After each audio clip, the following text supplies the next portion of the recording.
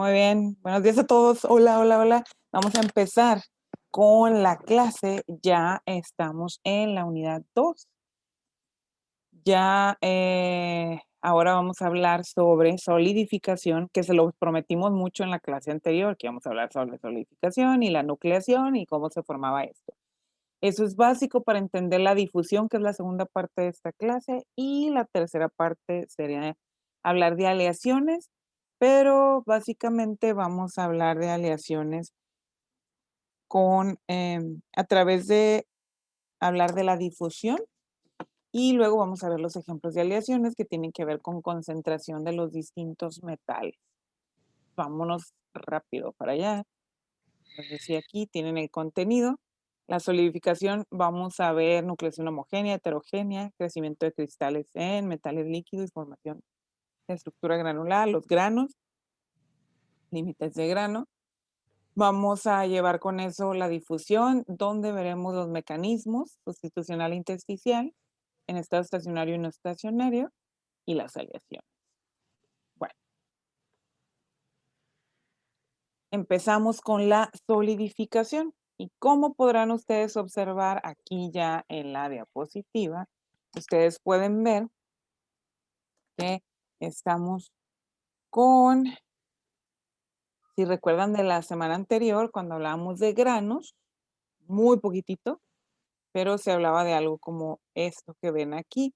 Es como si tuvieran el objetivo de un microscopio y pudieran acercarse y observarlo. Ahora, propiamente para poder observar esto, los granos y la formación de granos, por aquí va a haber algunas fotografías de ese tipo. Para eso ustedes necesitan ocupar un equipo especial como los microscopios de barrido electrónico que tienen un acercamiento más fuerte.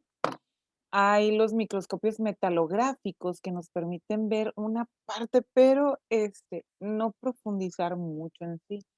Entonces, todos estos materiales y equipo eran parte de la investigación de la práctica uno. Hay una de las preguntas que les dice, ¿qué equipo se necesita o con qué se pueden observar? Bueno, pues ya, eso es parte de esa observación.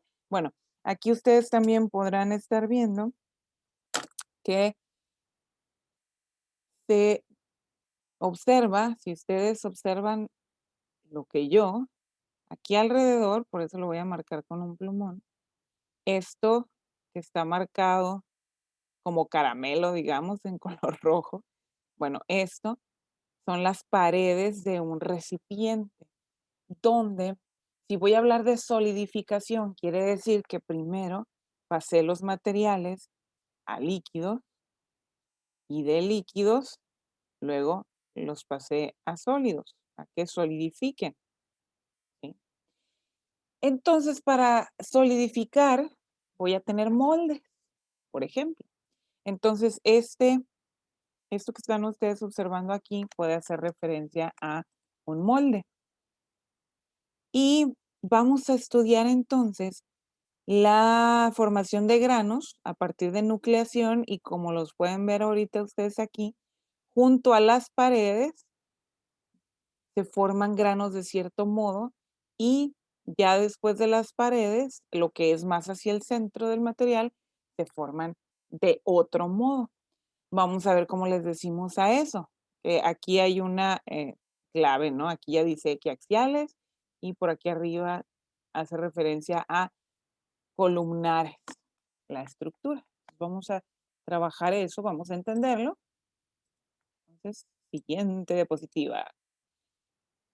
La solidificación de metales y aleaciones es un importante proceso industrial. Aquí nos vamos a estar refiriendo realmente a los metales. Sobre ellos vamos a hablar de este tipo de solidificación, ¿ok? Y haremos referencia a algo de los cerámicos, materiales cerámicos y metálicos. Entonces, la solidificación de los metales es un importante proceso industrial, ¿sí? Situación muy importante por la cual hay que estudiarlo ustedes como ingenieros industriales. Dado que la mayoría de los metales se funden para moldearlos como productos semiacabados o acabados.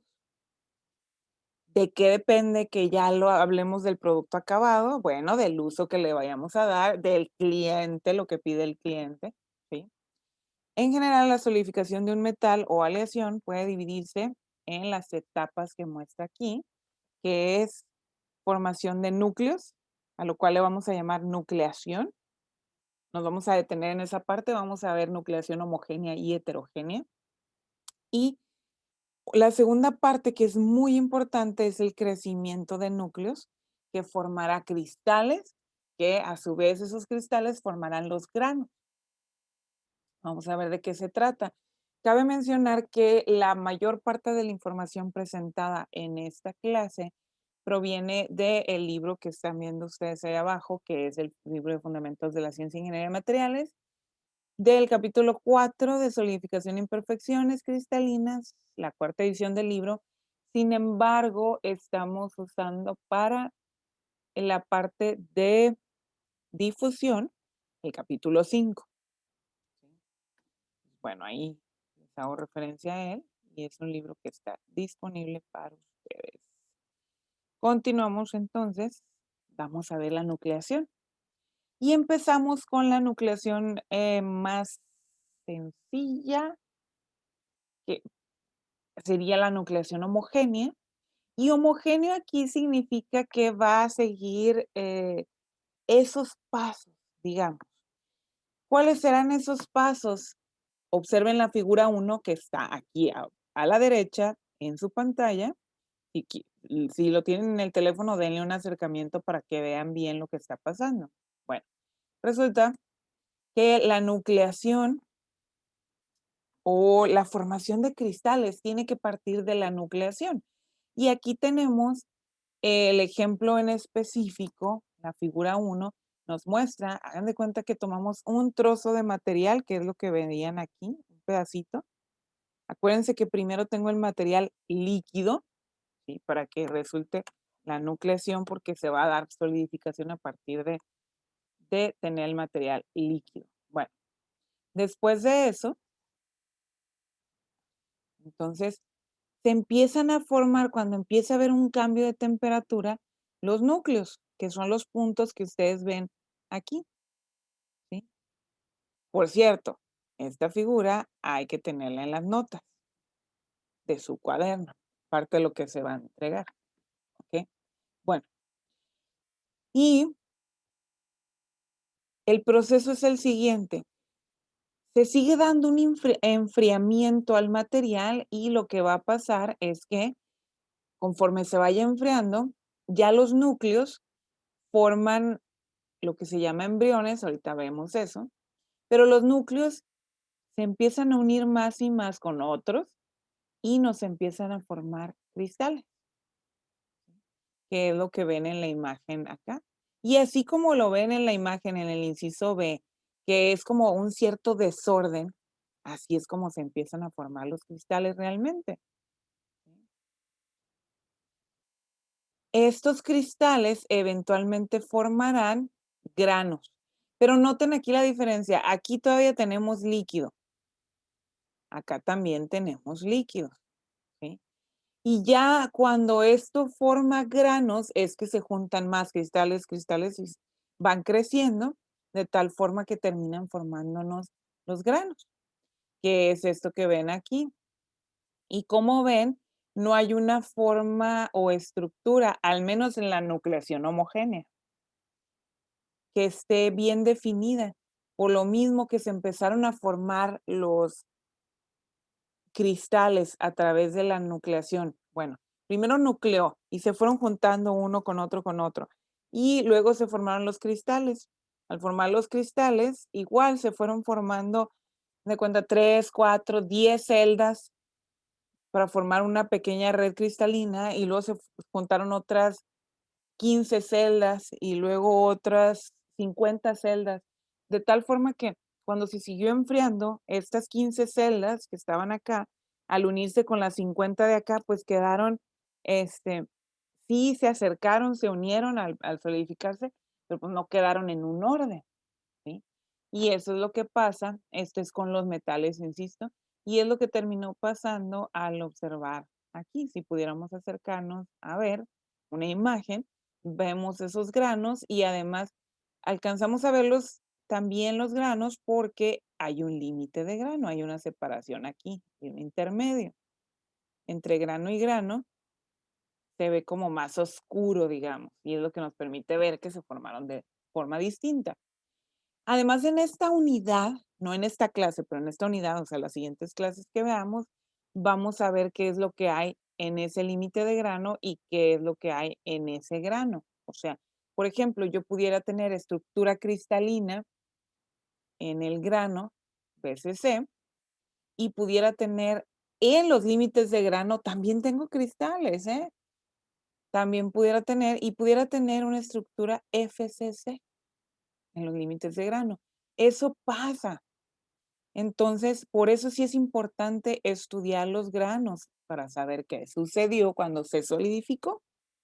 Y aquí es muy importante lo que ya estudiábamos la clase anterior, aquello de los defectos, los, los espacios intersticiales, vacantes, todo lo que estaba, que nos daba como otra forma, un cambio en la estructura, en la red cristalina, aquella cuña, todo eso que hablamos ya sobre los defectos. Aquí nos interesa mucho, ya les decíamos la clase anterior que en estas clases íbamos a retomar eso. En las próximas clases vamos a ver que esto de la solidificación tiene que ver, por supuesto, con la concentración. Si graficamos esto en un eje X, la concentración y en un eje de las Y es la temperatura, es un tipo de diagramas que vamos a trabajar muchos con los metales y nos dirá el comportamiento del material con respecto a la temperatura. A estos se les llaman diagramas de fases que tienen que ver, por ejemplo, aquí voy a presentar una parte de los diagramas, un ejemplo, digamos. Este es el comportamiento de uno de los materiales. Esto es un pedacito nada más de los materiales. Entonces, esto, la idea es la siguiente, que en esta parte del diagrama, lo que me dice es que aquí yo tengo dos fases. Esto sería un pedacito del diagrama hierro, carburo de fierro, que nos habla esta fase, lo que significa es que tengo granos con estructura BCC y en los límites de grano tengo estructura FCC, como lo que les mencionaba ahorita, de el carburo de hierro. O sea, ahorita me van a entender todavía mejor cuando veamos el proceso de difusión, donde vean cómo es que el carbono entró a la estructura. ¿Sí? Y la diferencia de que si aumento la temperatura, ojo, todo esto siguen siendo sólidos. Para que esto esté líquido, necesito al menos 1535 grados Celsius. Entonces, el líquido se encontrará allá arriba. Acá son 727. Entonces, la diferencia en esta gráfica es que, por ejemplo, en este punto de aquí, en ese punto que estoy marcando, la estructura cristalina, toda la estructura al aumentar el, la cantidad, al aumentar, perdón, la temperatura, todavía en estado sólido, la estructura va a cambiar y va a ser toda de este tipo, FCC. Si ustedes recuerdan lo que significaba FCC, cúbica centrada en las caras. BCC, cúbica centrada en el cuerpo. Se lo tienen que aprender porque lo vamos a repetir y repetir. Y no solo por repetición, porque ya lo vimos. Entonces sí hay que aprenderse esa parte. Entonces, todo eso vamos a ocupar, entonces, haber comprendido esto, que la solidificación nos lleva a partir de una nucleación. Luego pasamos a la cristalización y después a la formación de granos. Por lo general, esto termina siendo una pregunta de examen, ¿sí? Pregunta de cómo sucede la cristalización. o nos puedes hablar de los pasos para que se dé la cristalización. Y se refiere a este diagrama, que hay nucleación, de la nucleación se pasa a la cristalización y después la formación de los granos. Lo que está aquí descrito es lo mismo que ya les estaba explicando. La nucleación homogénea es el caso más simple de la nucleación. Tiene lugar en el líquido fundido. Cuando un metal líquido puro, aquí está la clave para diferenciar qué es nucleación homogénea, ¿sí? Esto lo va a diferenciar muy fuerte de la nucleación heterogénea.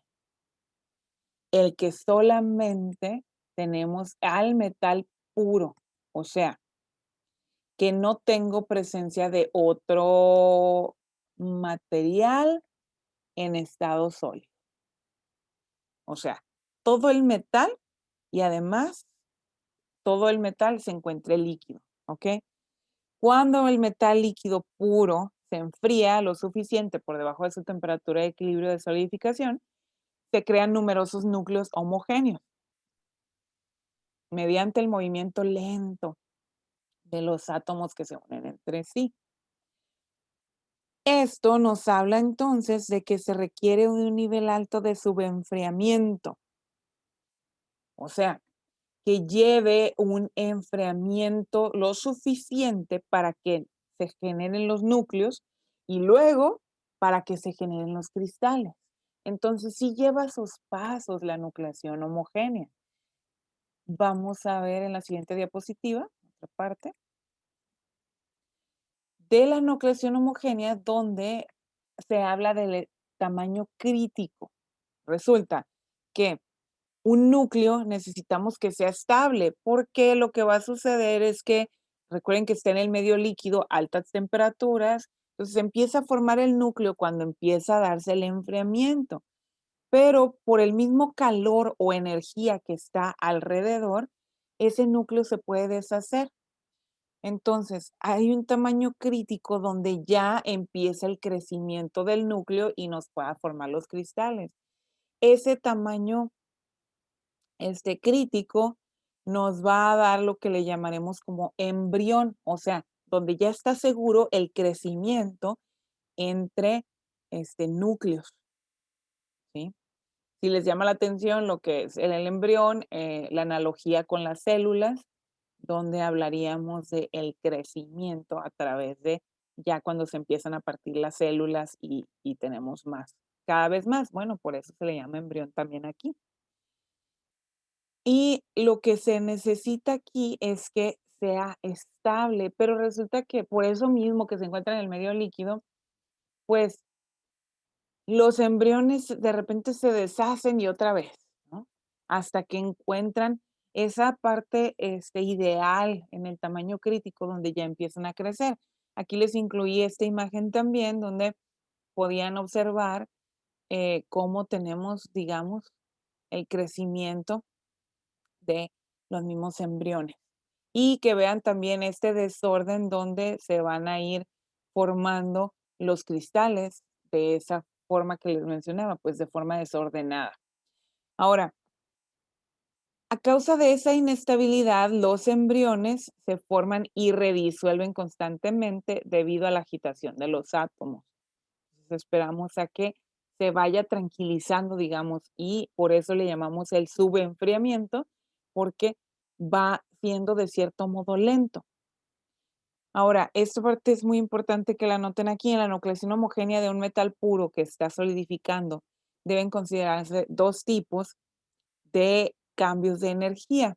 El primero es la energía libre de volumen, que se libera en el líquido, y la segunda, la energía libre de superficie, necesaria para formar las nuevas superficies sólidas.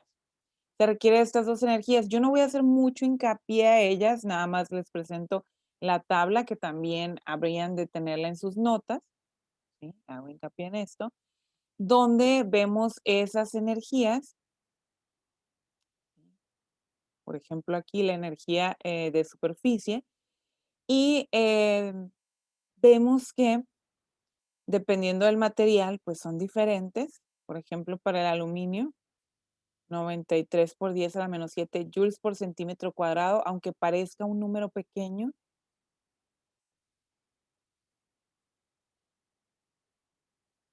Resulta que si analizamos las unidades, centímetro cuadrado, quiere decir que por cada centímetro cuadrado realmente ocupa esos 93 por 10 a la menos 7 joules. Y joules proviene de unidades muy grandes. Entonces, sí se requiere suficiente energía. Ahora, para hacer la analogía y entender esto, esta cantidad de energía, ustedes pueden observar que al menos tenemos que estar por debajo de los 660 grados Celsius. A los 660 grados Celsius, arriba de ello se empieza a hacer líquido, por debajo de ello empieza a solidificar, ¿sí? Con esto ustedes pueden más o menos imaginarse la cantidad de energía, lo que tiene que ver con este calor, la cantidad de energía que se tiene que suministrar para que se vuelva líquido y al revés, la energía que tiene que empezar a ceder al medio para enfriarse, ¿sí? Para poder solidificar. Entonces, aquí podemos ver una comparativa ahora con el fierro. Se requiere una mayor energía. Ustedes observen, la diferencia son alrededor de 1000 joules de diferencia entre el aluminio y el hierro. ¿Qué los hace tan diferentes? Su estructura interna, pues su estructura, cómo es su átomo y cómo formó los cristales. Fíjense, curiosamente, aluminio y fierro hablaríamos de cristales cúbicos, pero el enlace entre átomo a átomo, pues es más fuerte para el fierro, lo cual hace que se necesite una mayor cantidad de energía para separarlos, o sea, para volverlos líquidos, y también es la misma situación al revés. Tendrán que ceder mucha energía para volverse sólido, ¿sí? El material. Bueno, vamos a terminar de entender esto al estudiar la nucleación heterogénea. Vamos avanzando. La nucleación heterogénea es diferente de la homogénea. Fíjense, la nucleación homogénea ahorita decíamos, se requiere que sea el material puro, ese material solo. La nucleación heterogénea sucede porque hay otra, algo más que esté influyendo y para que se dé la nucleación. O sea, por ejemplo, ya al principio les decía, a ver, si tenemos un recipiente, estoy dibujando las paredes del recipiente. Por las propias paredes del recipiente, esto influye en la nucleación. ¿Por qué? Simplemente porque aquí hay una temperatura diferente, voy a ponerlo como temperatura exterior, a lo que tengo en el interior por el material. Voy a ponerle como TI, es su índice I como temperatura interior. Ahora bien, voy a borrar esto porque la idea es dibujarla acá. Puedo yo tener algo más.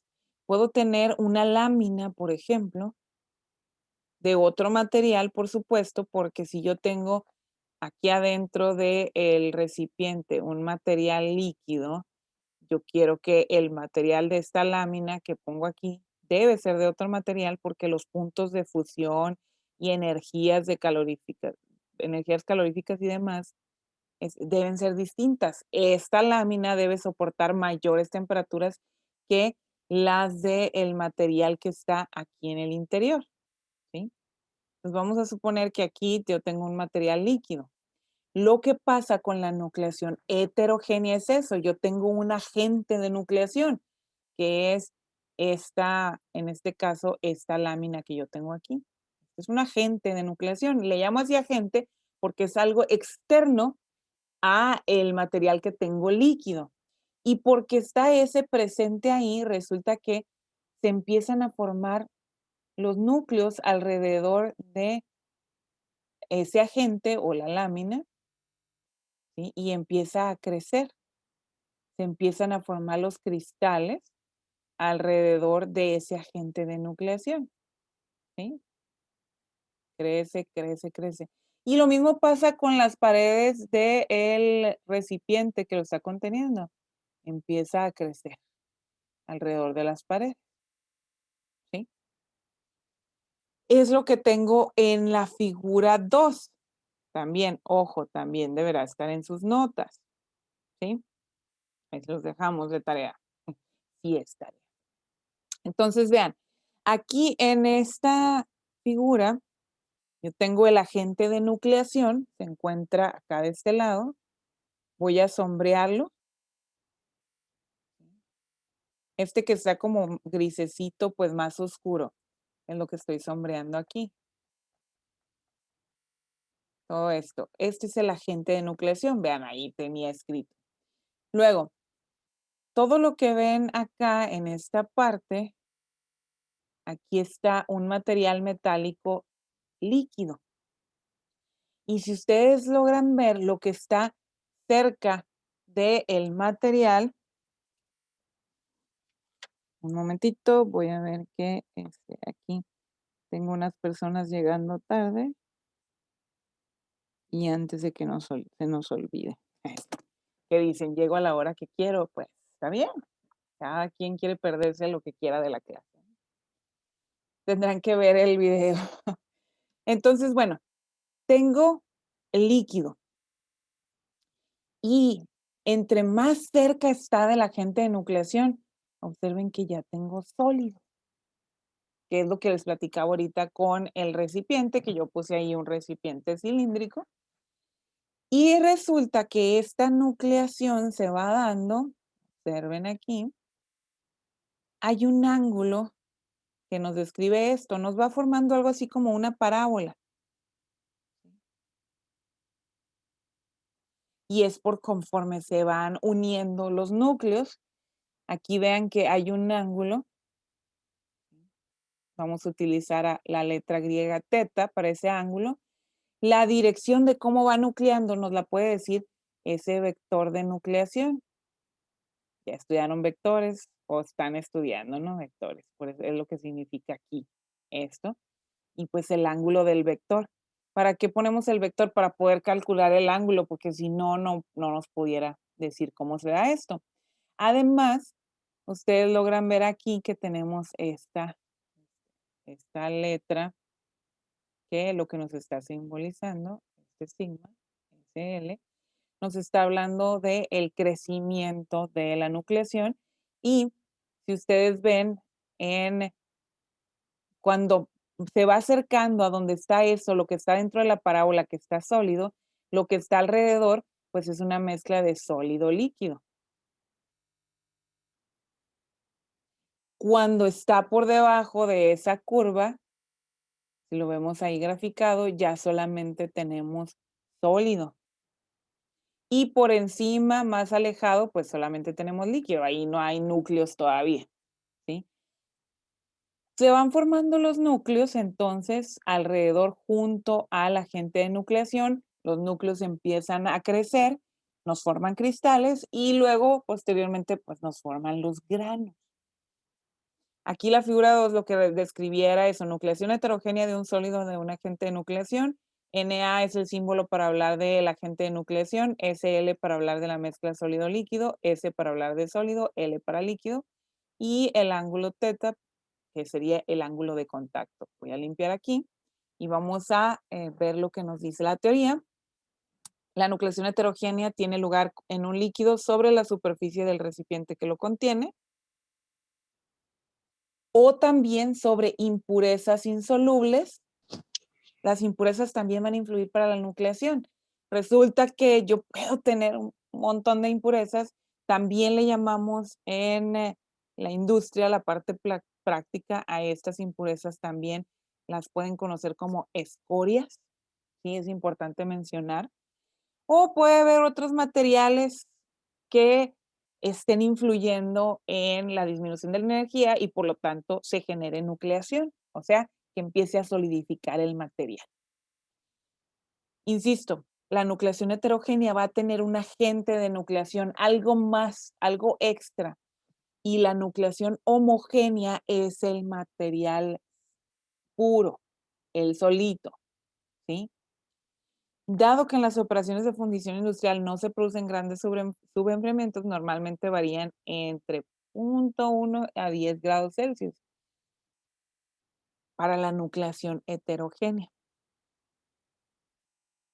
Quiere decir que realmente necesitaré menos energía. O sea, la nucleación heterogénea se da mucho más fácil que la nucleación homogénea, pues debido a que tenemos el agente de nucleación y ese va a influir, ¿sí? Por estar en contacto con el material que está líquido. Para que ocurra entonces la nucleación heterogénea, el agente de nucleación sólido tiene que ser sólido, no puede ser líquido para que sea un agente de nucleación, ¿ok? Que puede ser una impureza o el recipiente, debe ser mojado por el metal líquido. Mojado, ojo, hace referencia al líquido, no a agua, ¿ok? Todavía no estamos en eh, tratamientos térmicos, que es parte de la otra tarea, el estudiar los tratamientos térmicos y termoquímicos. Bueno, debe ser mojado por el metal líquido, también el líquido debe solidificar fácilmente en el agente de nucleación. ¿Sí? Espero que se haya entendido. Hay diferentes tipos de nucleación, homogénea y heterogénea. La homogénea es el material, material metálico puro, y en la nucleación heterogénea hay un agente de nucleación, ¿sí? Y es importante que logren entender los diagramas, la figura 1 y figura 2. Vamos a llamar a la figura 1 de nuevo en las siguientes diapositivas, ¿sí? En la figura 2 se mostraba el agente de nucleación, que también lo podemos llamar sustrato, lo que ven ustedes ahí entre este paréntesis, humedecido por el líquido de solidificar, lo cual crea un pequeño ángulo de contacto, que es el que llamamos ahorita el ángulo teta, entre el metal sólido y el agente de nucleación. La nucleación heterogénea ocurre, pues, sobre el agente de nucleación porque la energía superficial para formar el núcleo estable es inferior a que si el núcleo se formara en el propio líquido puro, lo que les decía ahorita. Se requiere menos energía que en la nucleación homogénea por el efecto del agente de nucleación, porque está influyendo esa impureza, ese sustrato, ese, que puede ser la superficie de el recipiente que lo contenga, o sea, el molde. Acuérdense que esto va a influir muchísimo en los moldes, porque al metal lo vamos a fundir y luego pues, hay que vaciarlo en algo. Y entonces se debe de tener cuidado sobre qué se vacía, o se debe tener conocimiento de sobre qué se vacía para poder entender el tipo de resultado o de producto que voy a tener al final como sólido. Al ser menor la energía superficial para nucleación heterogénea, el cambio de energía libre total para la formación de un núcleo estable deberá ser también menor y también será menor el tamaño del núcleo crítico.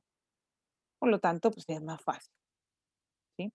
Y también, pues es más común este tipo de nucleación por el simple hecho de que con cualquier agente externo y ya sea escoria, se puede dar, ¿no? La nucleación de este tipo.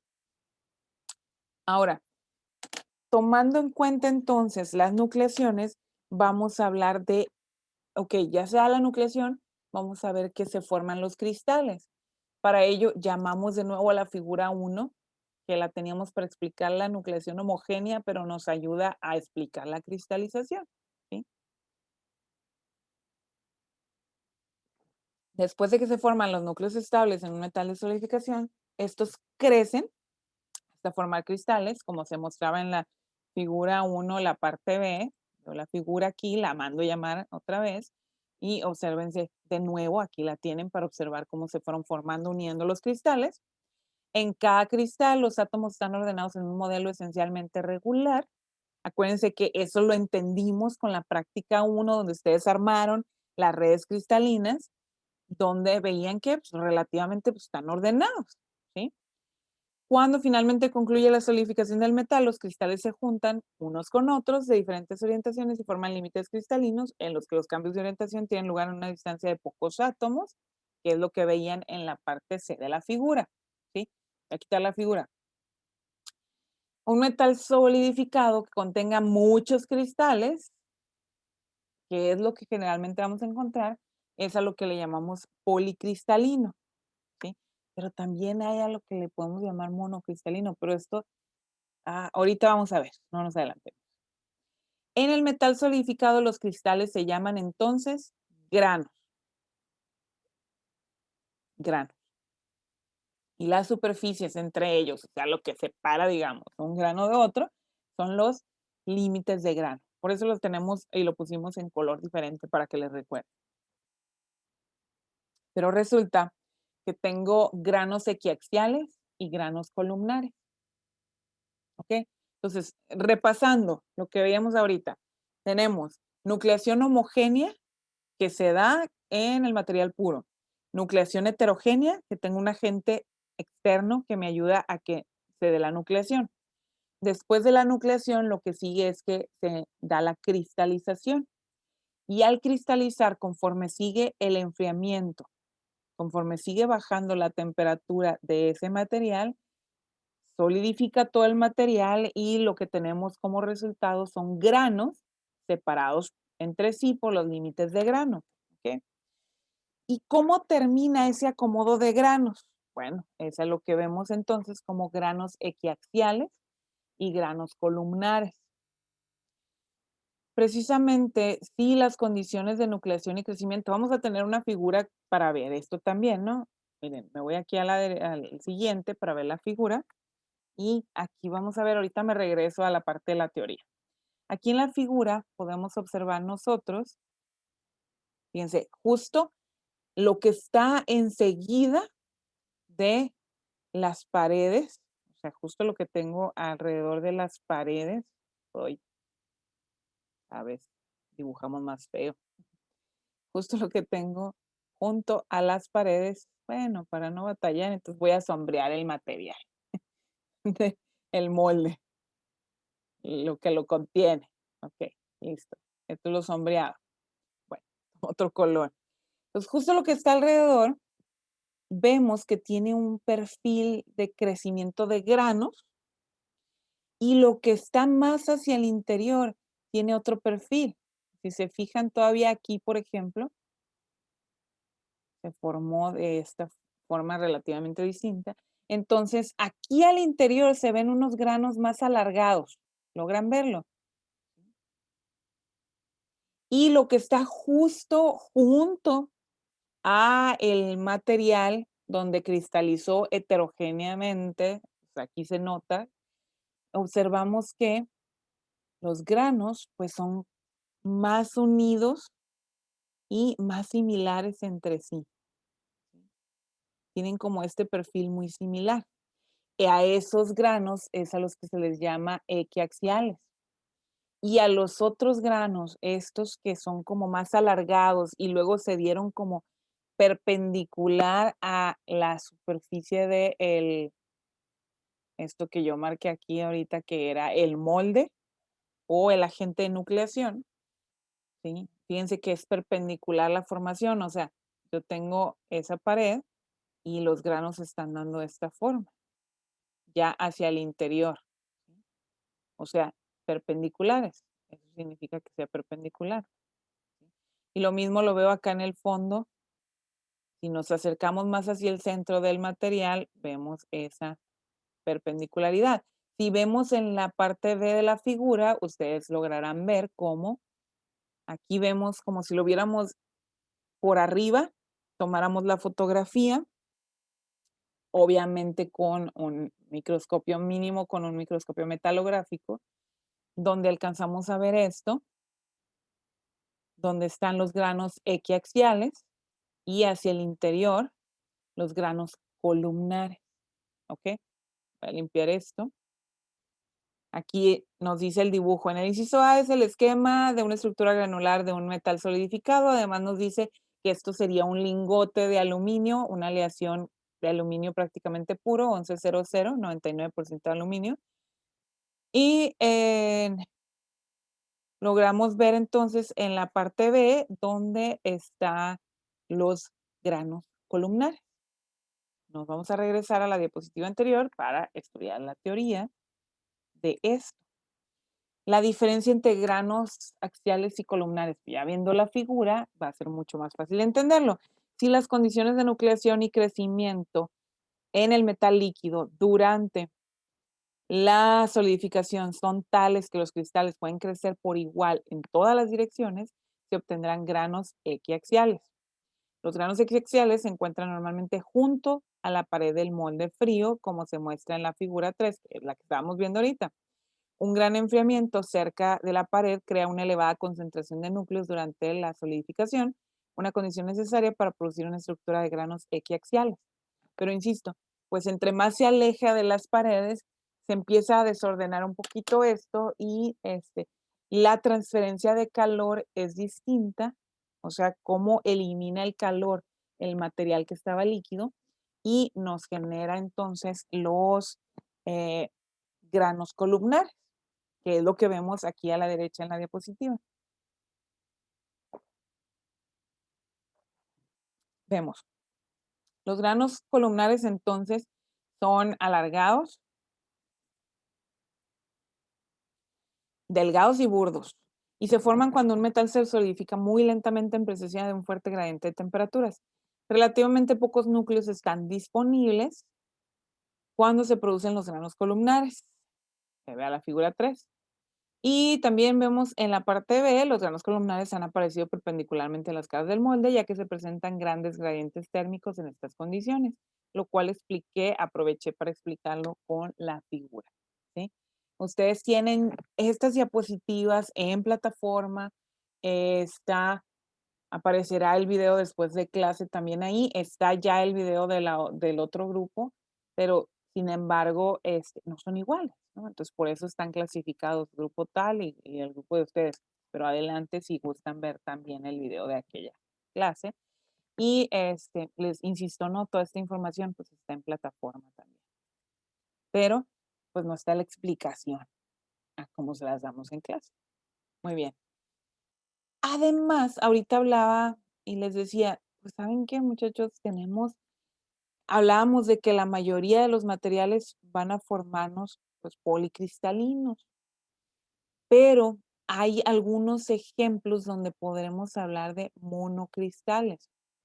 O sea, donde yo no tenga ese desorden en la formación de los granos, donde tengo que cuidar muchísimo, muchísimo el tipo de enfriamiento que se le dé al material, el molde que yo utilice para cómo se dé la nucleación. Entonces, si yo quiero que se dé una nucleación uniforme y que los granos cristalicen uniformemente, donde yo vea una uniformidad a través de todo el material, le voy a llamar monocristal. No significa que tenga un solo cristal. Ya entendimos nosotros cada celda unitaria, o sea, cada cristal, cómo se va formando, con cuántos átomos. Ustedes trabajaron eso ya en una práctica y lo vieron cómo se da. Entonces, no significa que si le llamo monocristalino sea una sola celda.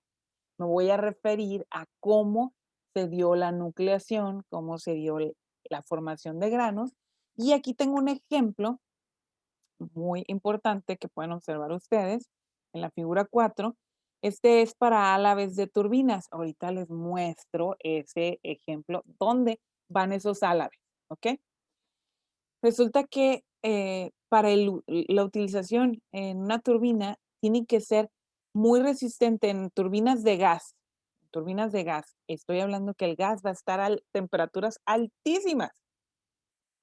Entonces, tiene que ser muy resistentes a la termofluencia, a dos cosas, a que hay que pasar un gas y los álabes lo que ayudan es a impulsar el gas cada vez más. Entonces, los álabes estos tienen que resistir al golpe influido por las moléculas del gas, altas velocidades, además altas temperaturas. Todo eso lo van a comprender mucho mejor en la parte de la materia de fluidos y calor. Sin embargo, aquí hablamos de ello, vamos a hablar de ello aquí en ingeniería de materiales. Se va a hablar en procesos de fabricación en cuarto semestre, en tercer semestre con fluidos y calor.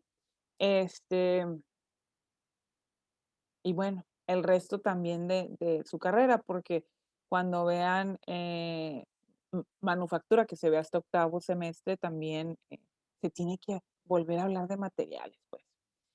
Entonces, fíjense, aquí se muestran esos álabes de turbina de monocristal que son más resistentes a la fluencia, o sea, la parte C, que son los que nos van a permitir. Va apareciendo uno de los muchachos. Súper mega tarde. Bueno, que si observan, nada más aquí a blanco y negro esta imagen, cómo se logra ver la diferencia en las estructuras, ¿sí? Cómo quedó formado el material. O sea, aquí yo tengo, pues, una cristalización que me formó más granos y que relativamente me formó esto, policristalino. Pues no significa que no sirva, lo que pasa es que el uso que yo quiero darle para resistir altas temperaturas y las altas velocidades del propio material con el que va a estar trabajando, con el gas, eh, pues me conviene más que sea con una mejor estructura, ¿sí? Aquí ustedes ven, aquí en el inciso A, lo que obtenemos es estructura de granos columnares, este, perdón, estructura de granos equiaxiales. En el inciso B tengo estructura de granos columnares y en el inciso C tengo la parte monocristalina donde son más resistentes. ¿Por qué esa resistencia? Bueno, vamos a ver las figuras en la diapositiva siguiente, les voy a mostrar el por qué. Bueno, aquí ustedes pueden observar, tenemos, voy a reducir donde estaba mi imagen para que no les afecte también en el video, pueden observar una turbina de gas. Y además, podrán observar aquí en la figura de la izquierda, yo les puse esta figura donde pueden ver a una persona ya sea dando mantenimiento o montando los álabes en las turbinas. Se montan de uno por uno, ¿eh? Y hay de distintos tamaños. Si ustedes logran observar las partes de las turbinas, tenemos álabes de distintos tamaños. ¿Esto por qué? Porque nos van a generar un perfil de velocidad en el fluido, o sea, ya sea el aire o ya sea el gas a altas temperaturas, que necesitamos que nos dé un perfil de velocidad, o sea, que nos aumente la velocidad o que la mantenga. Y sí, van montados alrededor de la turbina. Ustedes pueden observar aquí. Esto significa donde van los álabes y esto nos van a dar una aceleración, en este caso, por ejemplo, del aire y dado que cuando se mezclen acá, también tengo, si logran ver, distintos álabes acá al interior. Con el aire, recuerden que para hacer combustión yo necesito la clave, necesito el combustible más oxígeno y esto me va a dar, si es una reacción completa, CO2 son gases más vapor de agua, ¿sí? Entonces, es lo que se está generando aquí. ¿Para qué queremos este tipo de turbinas? Tenemos básicamente dos de este tipo de turbinas. Una que es la que estaríamos observando aquí, eh, para producción de energía eléctrica,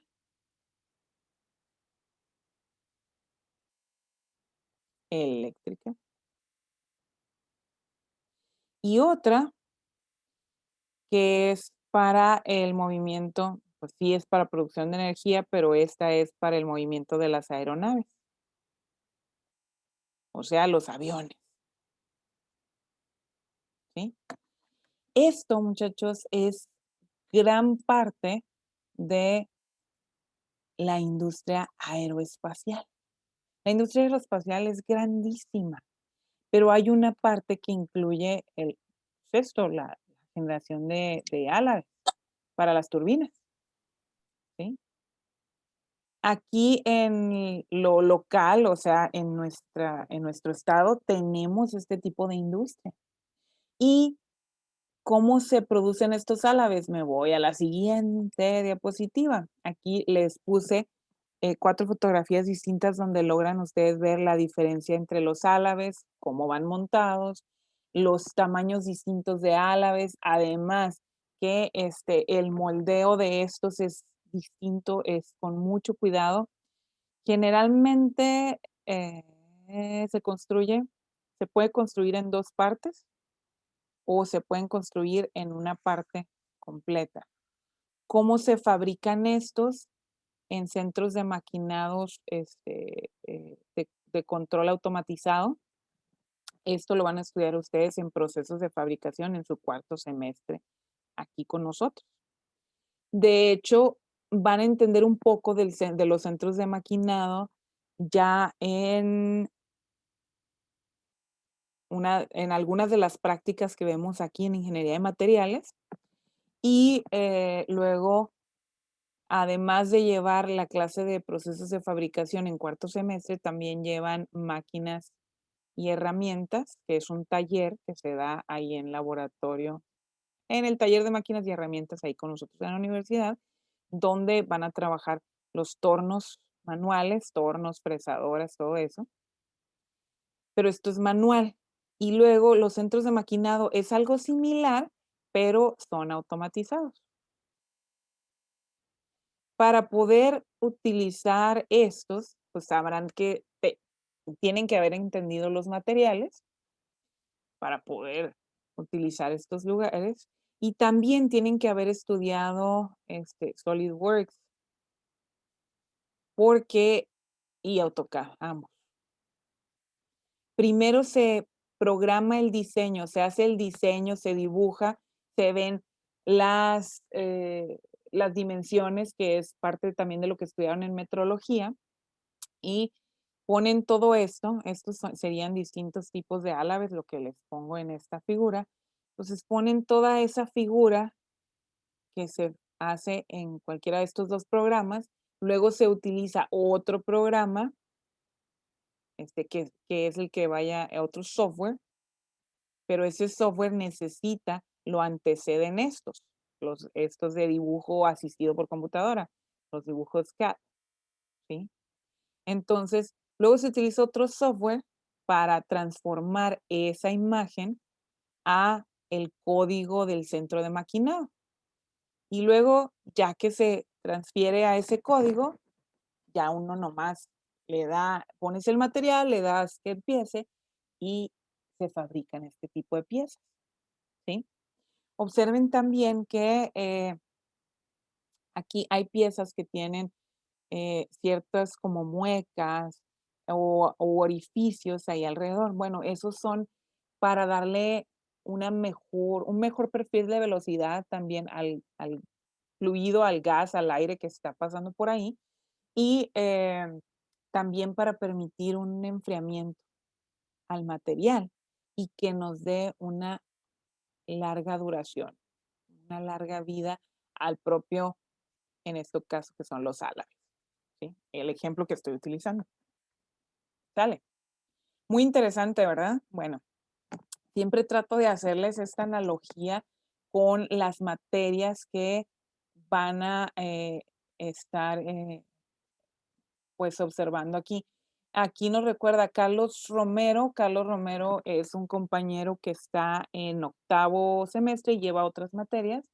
Me tocó llevarlo a él con su grupo hace alrededor de un año a una visita.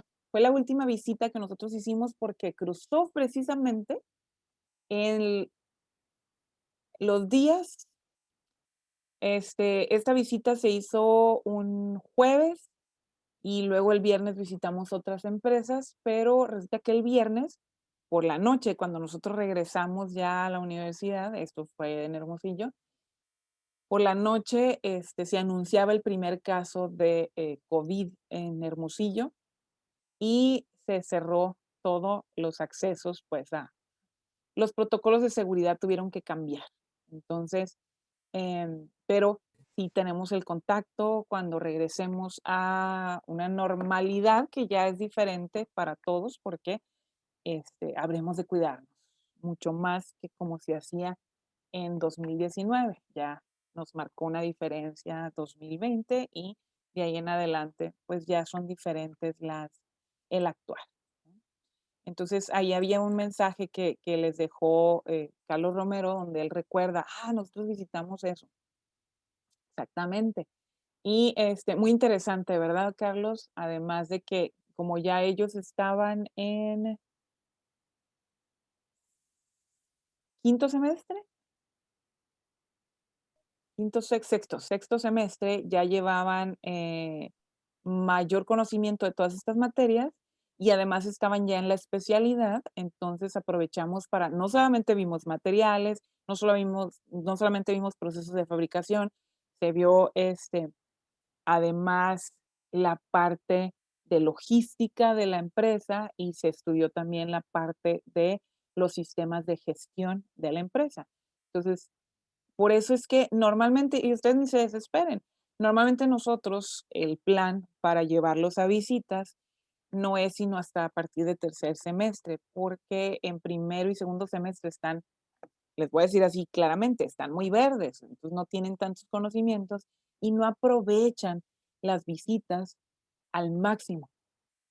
Ya cuando están más adelante, por ejemplo, aquí la visita que estamos recordando con Carlos Romero, las preguntas son y surgen, y la visita de repente se nos alarga, y hay ocasiones donde con la pena nosotros tenemos que decirles: "Ay, que, ay, disculpe, ya nos vamos".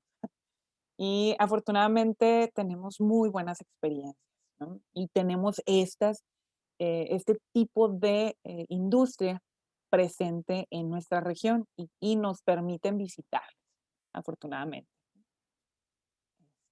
Voy a limpiar aquí. Y también si quieren platicar más de esto, pues ya lo pueden consultar. Carlos Romero está con ustedes ahí en el grupo, en WhatsApp, le pueden preguntar que les platique más también.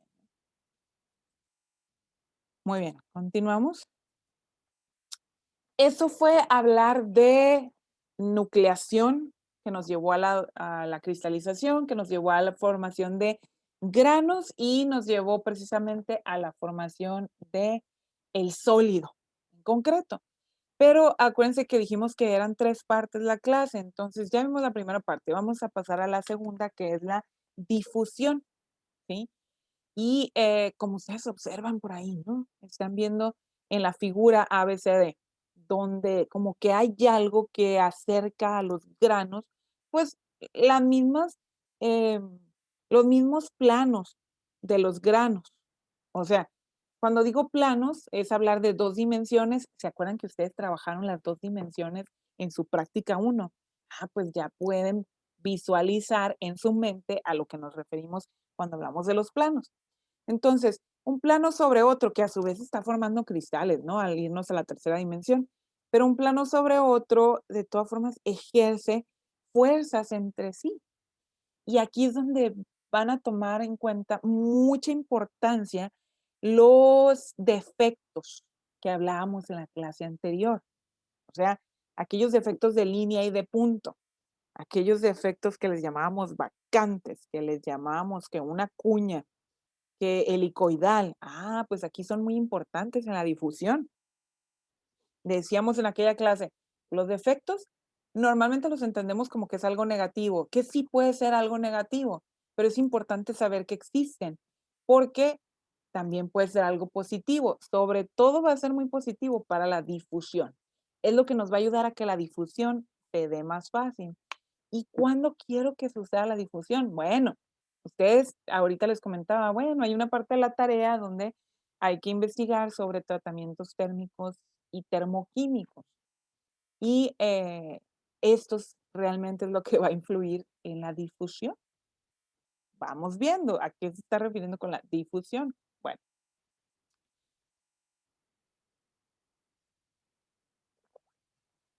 como bien lo menciona aquí, la difusión es el mecanismo por el cual la materia se transporta a través de la materia. ¿Esto a qué se refiere? Fíjense. Tengo un material, voy a ponerlo algo así como para esto. Bueno, la intención era hacerlo junto. Este es el material. Pero siempre hay movimiento al interior del material. ¿Por qué? Vámonos a lo básico, lo que repasamos en la unidad uno, el átomo. Ustedes saben que el átomo en su interior, pues está en constante movimiento, nunca está estático. Eso no existe. La materia, entonces, que la definen los átomos, pues están en constante movimiento. Acuérdense de la teoría de los orbitales, que los orbitales lo que nos dicen es que tenemos nosotros una probabilidad de que en un instante el electrón esté ahí. Pero pues tenemos 4 tipos de orbitales además, el S, el P, el D y el F, que si los recordamos, teníamos el que parece una hélice, y luego que los que son como esfera, lo que es como una dona alrededor, y pues todos juntos. No es nada sencillo el hablar de orbitales, ¿sí? Entonces hablamos de transporte de materia, al final de cuentas. Si los átomos están en constante movimiento, así sea un sólido, va a haber movimiento. Extremadamente lento, sí, sí, es cierto, pero va a haber movimiento. Entonces, la difusión se refiere a eso, que al interior del material, voy a ponerlo con color negro, hay movimiento, hay transporte, y yo puedo dibujarle con flechas. Para eso también se estudian los vectores en mecánica, ¿sí? Para hablar de transferencia de energía. Uno de los tipos de transferencia de energía, de métodos de transporte de energía, es por difusión. Ahora bien, ojo, esto, la difusión, hablar del transporte de materia por difusión, lleva una comprensión de todo esto un poco más profunda. Si es la realidad, si es más profundo este conocimiento. ¿Y a qué me refiero con profundo? Que se requieren conocimientos, ya para estudiar métodos de transporte, se requieren conocimientos fuertes de mecánica de fluidos, mecánica de fluidos, termodinámica, fisicoquímica y básico, básico de esto, las ecuaciones diferenciales. Que de esto, lo único que ustedes van a estudiar es esto, como ingenieros industriales, ecuaciones diferenciales. Entonces, por lo tanto, en esta clase no podemos darles nosotros la profundización de métodos de transporte, como es la difusión. ¿Quiénes estudian esto o quiénes le dedican a esto? Bueno, para esto están la ingeniería química, ¿sí? Que son los que realmente se pueden o nos podemos dedicar a eso. Mi licenciatura es en ingeniería química. Y un poco los ingenieros mecánicos, un poquito, ¿sí? Pudieran comprender esto. Un poquito por el tipo de formación que tienen sobre ecuaciones diferenciales y sobre el estudio de la física, los ingenieros eléctricos y electrónicos. En cuestión de la parte de electricidad, que ellos sí estudian mucho transferencia de energía, ¿sí? Pero básicamente, pues es lo fuerte para, bueno, y los ingenieros de materiales, o sea, los que estudian la carrera completa, ¿sí? Em, por eso hago el punto de reconocimiento que ustedes pues no serán expertos en esto, sin embargo tendrán los conocimientos suficientes para seleccionar materiales, para maquinar materiales, para poder decidir y poder definir quiénes tienen mejores y menores propiedades, si estaríamos comparando un material de otro. Entonces, sí, llevarán los conocimientos suficientes para hacer eso que les mencioné. Ahora, Hay que entender, sí, el mecanismo de difusión. Lo que les decía es que no vamos a hacer cálculos en referente a, la teoría de Fick, porque, pues, ni la estudian ustedes. Además que necesitarían un par de años más de estudio para poder lograr entender eso. Bueno, los átomos en los gases, líquidos y sólidos están en constante movimiento y emigran después de un periodo. Acuérdense del comportamiento de los gases, es más desordenado, ¿sí? En los gases el movimiento atómico es relativamente rápido. Prueba de ello es la aparición inmediata de olores al cocinar o las partículas de humo. Por eso los podemos oler, porque hay un movimiento muy rápido de esas partículas. El movimiento atómico en los líquidos, ahora paso de gases a líquidos, es más lento que en los gases. Como se puede observar, si agregamos un colorante en agua líquida, vemos despacito, se va transfiriendo el color, hasta que le revolvemos y ya, ¿no? Bueno, logramos que se disuelva y sí, ya lo tenemos junto. Pero, por eso lo puse acá en color diferente, está un poquito más azulito. El movimiento atómico en los sólidos está limitado por su enlace con posiciones de equilibrio, que es lo que nos forma al final, ya sea cristalino o amorfo, pero que el enlace es muy, muy fuerte, ¿sí? Sin embargo, las vibraciones térmicas que tienen lugar en los sólidos permiten que algunos átomos se muevan. Ajá. Y por ese movimiento es que sucede la difusión. Vamos a la siguiente diapositiva. Cerrar esta plumita y nos vamos a la siguiente, donde aquí vemos, fíjense qué padre lo que les incluí de figuras aquí. Bueno, voy a leer primero esto y luego les muestro lo que hay en las figuras. La difusión de los átomos en los metales y aleaciones es particularmente importante porque la mayoría de las reacciones en estado sólido conllevan movimientos atómicos. Noten entonces, pues, vean este cristal que está aquí, que es de inicio es un FCC, Face Cubic Center, o sea, cúbico central en las caras. ¿Logran ver que está centrado en las caras? Se las voy a marcar. Miren, aquí está en las caras, este está en la cara de abajo, este es en la cara del frente, este ya está en la parte del vértice o el intersticio.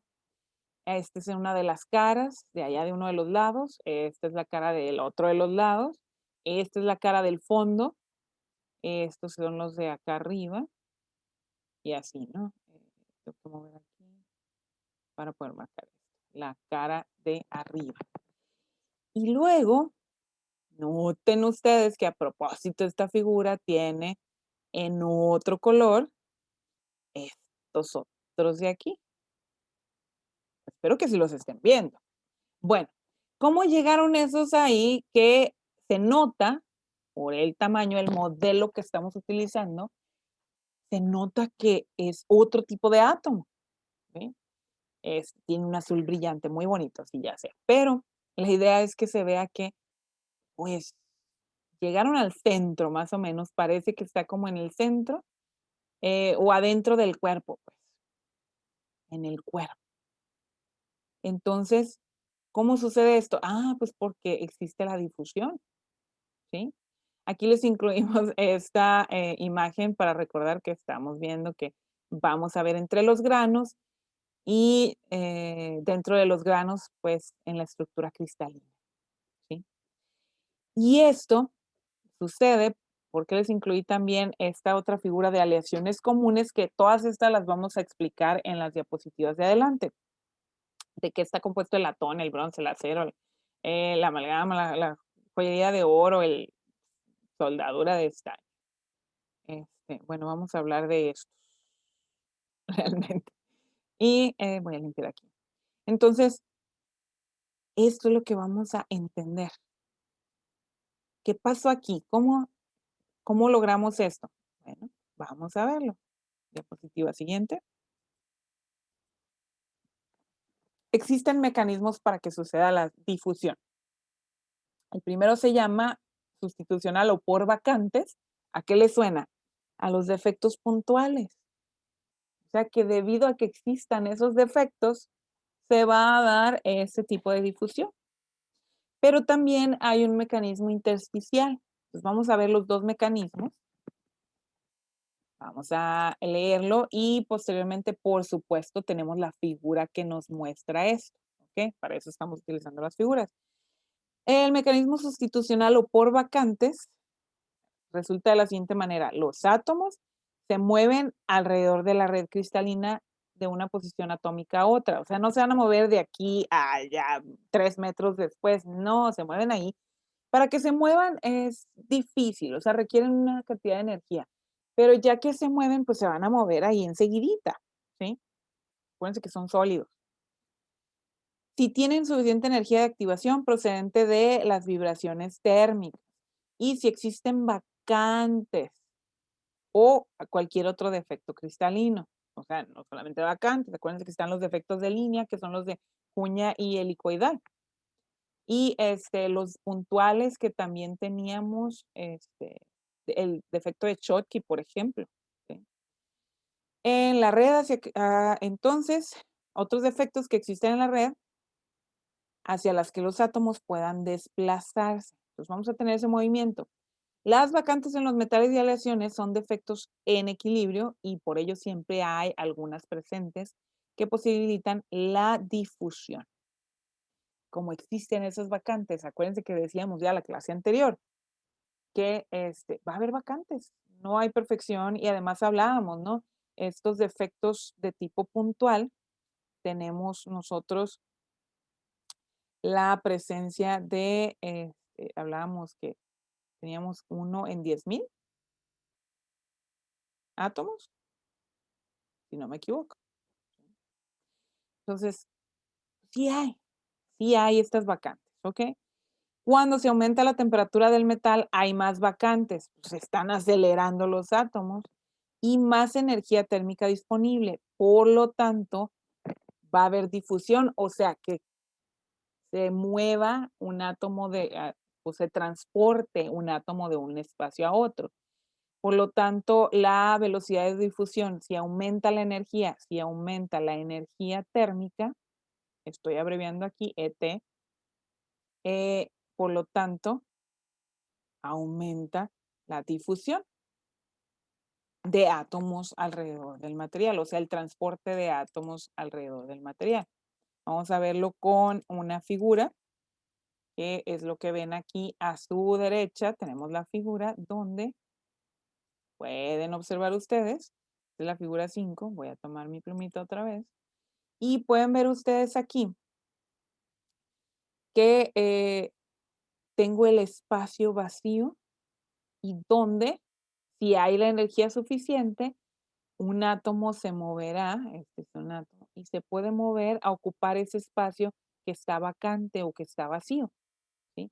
Y esto de tener a mayor energía, o sea, si tengo un aumento de energía, esto puede generar la activación del átomo y puede generar que éste se mueva y cambie de posición. O sea, inicialmente estaba en esta posición con esta energía, puede ser que aumente la energía, entonces sigo cómo se comporta la energía, hace esto, como esta curva, y terminó en otra posición, que es lo que pasó aquí, inició en la posición 1 y terminó en la posición 2, ese átomo.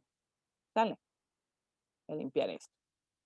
Vamos a leer lo que nos dice aquí la teoría. Viendo esa figura, vemos qué pasó y también podemos observar que si un átomo cercano a la vacante tiene suficiente energía de activación, puede moverse hasta la vacante y contribuir así a la autodifusión.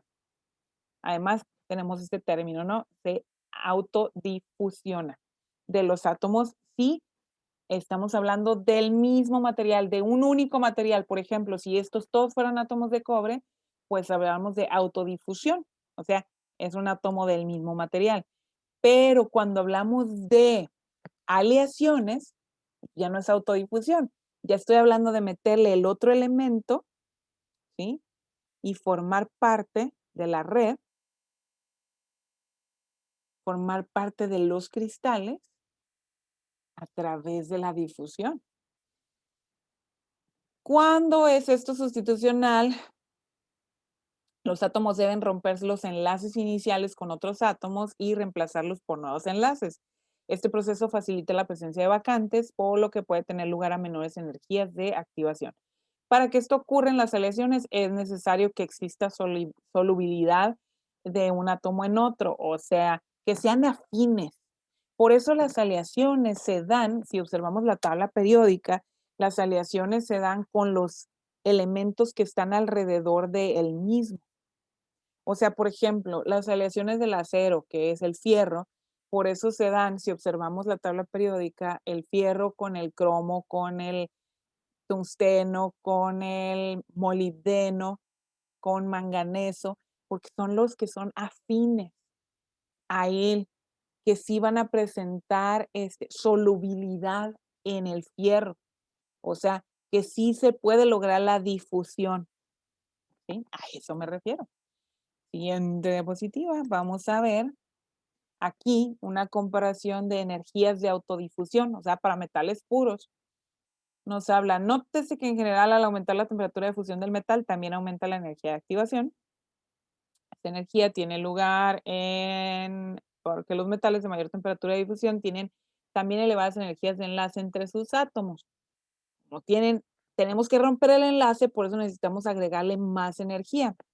Noten, por ejemplo, voy a hacer la comparación otra vez con aluminio y hierro. Con aluminio, ya hablábamos ahorita, necesitamos 660 grados para fundirlo.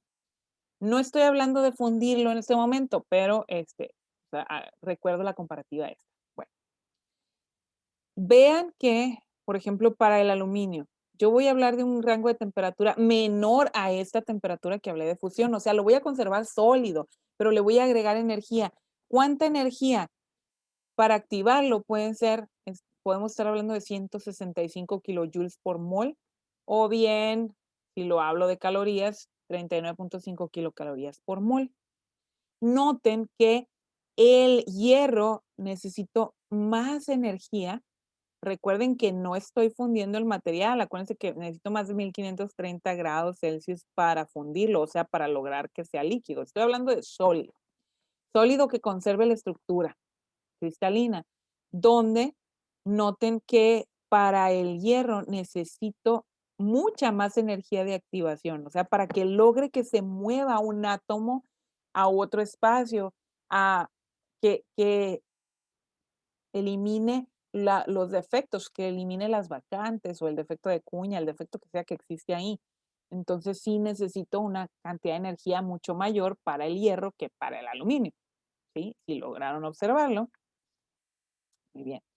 Entonces, esta tabla también sería bueno que la pusieran en sus notas. Avanzamos. Pero no solamente tenemos el mecanismo de difusión, ahorita estábamos viendo, me regreso aquí, el que sustituía las vacantes, ¿sí? Tengo también, veíamos desde el principio, hay otro mecanismo que es el intersticial. Vamos a ver ese mecanismo. Este mecanismo, si observan, también tengo una figura, voy a explicar primero aquí al revés la parte teórica. La difusión intersticial de los átomos en las redes cristalinas se da cuando los átomos se mueven de un sitio intersticial a otro, sin desplazar de manera permanente a ninguno de los átomos de la red cristalina de la matriz. ¿Sí? Aquí logran ver átomos intersticiales. Se tiene la matriz, si logramos ver el plano, vemos estos son átomos de un tipo. No desplazo del mismo tamaño, si se fijan, desplazo otro tipo de átomos o iones.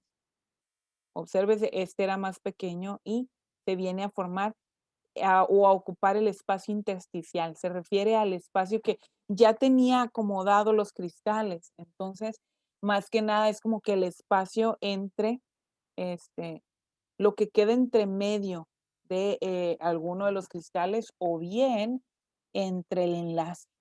Logra encontrar esos intersticios, llamados intersticios, y ocupa el espacio. ¿Sí?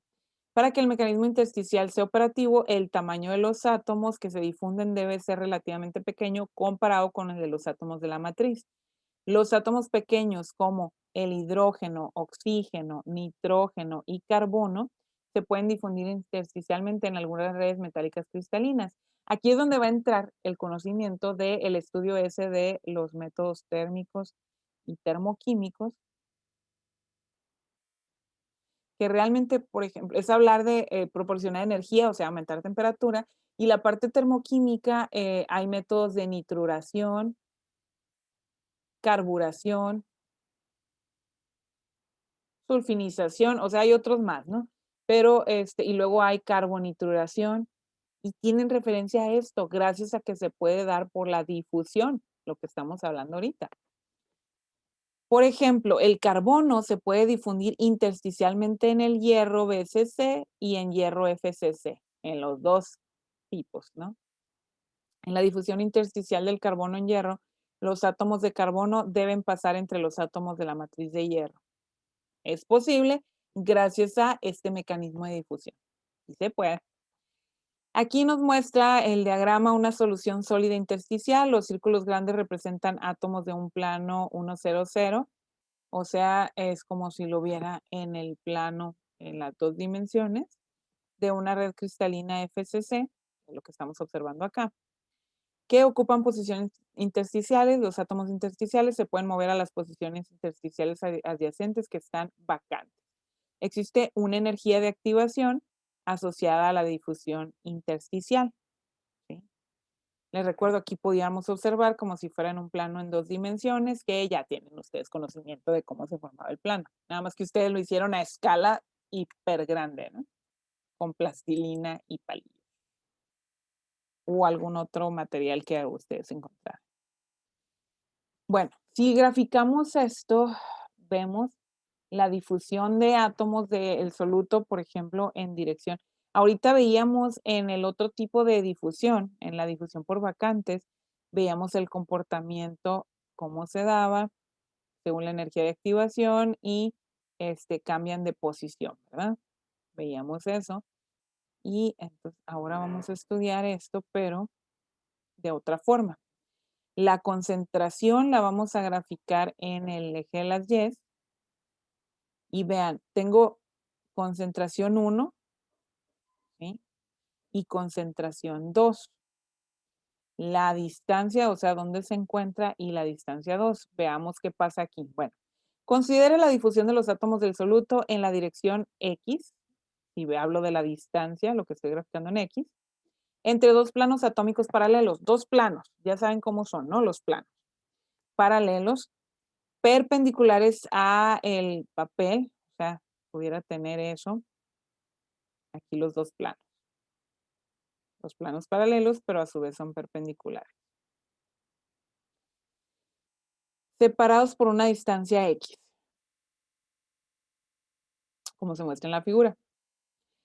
Supóngase que después un determinado periodo pasó tiempo, ¿sí? La concentración en el plano 1 es C1 y la concentración en el plano 2 es C2. Esto significa que con el tiempo no existen cambios en la concentración del soluto en estos planos. Se conserva la concentración, por lo cual lo graficamos así. ¿Ok? Se conserva y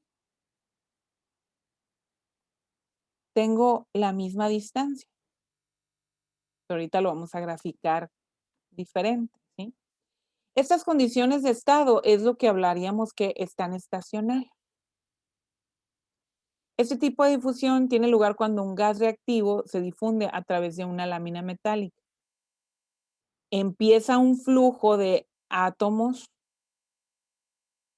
que son del otro material y empieza a ver, obsérvense que yo tenía una concentración diferente entre la cantidad de, o sea, la cantidad de átomos que tengo en un plano con la cantidad de átomos que tengo en el otro plano. Entonces, empieza a ver la entrada del otro elemento y donde encuentre esa diferencia de concentración, ahí se va a quedar.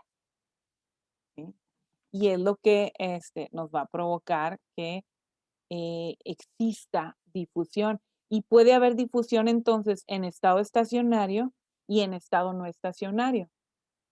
O sea, Cuando a través del tiempo no hay cambios en la concentración, o sea, no hubo movimientos o difusión entre ninguno de los planos debido a algún movimiento de los átomos en los planos del material inicial o el solvente.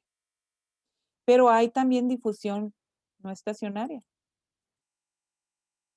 Aquí les agregamos energías también, capacidades que tienen para difusión. Hay comparativas, por ejemplo, en el hierro FCC con el hierro BCC, ustedes logran ver que sí hay un número distinto. El cobre teniendo a- aluminio para que se difunda en cobre, necesitamos esa cantidad de energía. A 500 grados Celsius, vean que se requieren 4 por 10 a la menos 14 metros cuadrados por segundo, como se va a difundir. Y en el caso de cobre en cobre, pues es mucho menor. En el caso de 4 números menos incluso, porque aluminio en cobre era por 10 a la menos 14, cobre en cobre es por 10 a la menos 18, se requiere menos energía, o sea, la capacidad de difundirse es mucho más fácil porque es el mismo elemento, ¿sí? La siguiente diapositiva nos va a hablar de la difusión en estado no estacionario, o sea, realmente la mayor parte de la difusión se va a dar cuando existe el movimiento entre esos planos. Entonces, la concentración del soluto varía con el tiempo de un punto a otro en el material. Por ejemplo, se difunde carbono en la superficie de un árbol de levas de acero para endurecerla. O sea, eso se puede decir. Para eso son los tratamientos termoquímicos. Es agregarle otro elemento al material que ya tenemos. Generalmente va a ser sobre la superficie del material, sobre los átomos que están en la superficie. Y eso es para corregir errores que pueda tener el material o bien nada más, si no tengo errores o defectos, yo quiero agregarle dureza al material, por ejemplo. Entonces, vamos a provocar que se difunda el material y estando en estado sólido. Yo no estoy haciendo en estado líquido para lograr esa mezcla, ¿sí? O esa disolución sólida. Yo lo que voy a hacer es utilizar el conocimiento del comportamiento de los cristales a las distintas temperaturas. Con ese conocimiento voy a dar tratamientos térmicos y termoquímicos para mejorar el material. Eso es lo que voy a hacer, ¿sí? Y lo que les comentaba hace un momento, ¿no? Para los casos de difusión de estado no estacionario, el coeficiente de difusión es independiente del tiempo, se calcula con esta ecuación que se conoce como la segunda ley de Fick, que se aplica a la difusión, es una ecuación diferencial y la resolución de la misma lleva sustituciones que son más profundas en conocimientos, ya se lo decía hace un momento, les hablaba, son más profundas en matemáticas, en fisicoquímica, en termoquímica, en termodinámica, eh, y transporte de energía. Entonces, sí se requiere muchos conocimientos para dar solución a esa ecuación que es solo matemáticas, ¿sí?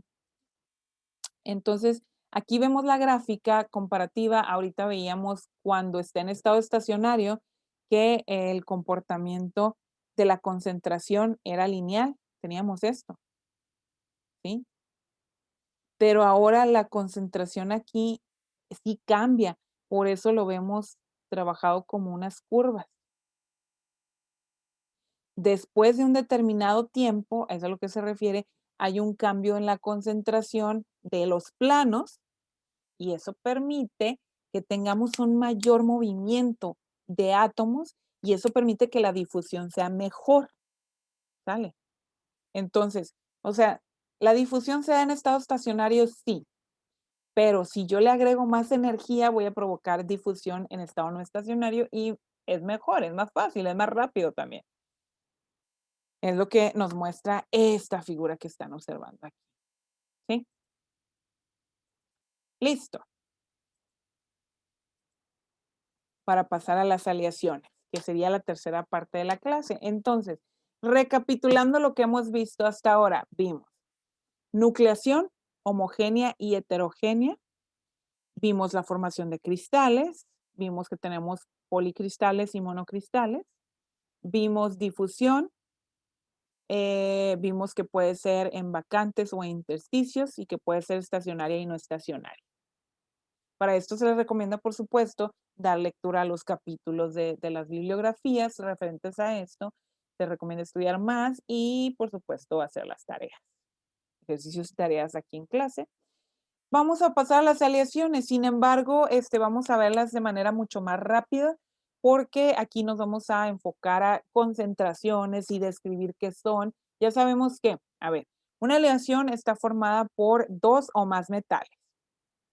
Y la diferencia entre, aunque sean los mismos dos metales, la diferencia de concentración de ellos va a hacer que la aleación tenga un comportamiento, unas propiedades, a diferencia de las propiedades de la otra aleación, ¿sí?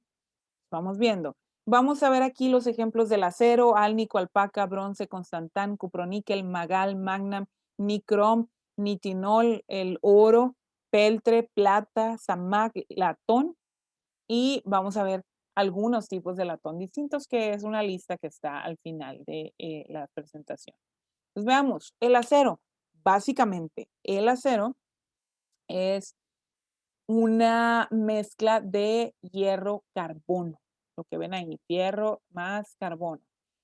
Sin embargo, lo más común que tenemos en el acero es, ay, quité la plumita, la había activado, es una concentración de carbono que va del punto 25 al punto 7%. Aquí hay divisiones y eso lo vamos a estudiar ya a partir de la semana que entra. O sea, qué concentraciones tengo y qué tipo de acero me va marcando estas concentraciones. Yo tengo aceros al bajo carbono, tengo aceros que los voy a nombrar como hipoeutectoides, aceros eutectoides y aceros hipereutectoides. Todo ese vocabulario lo vamos a trabajar ya la semana próxima. Perdón. Disculpen ustedes. Oh, disculpen un momento.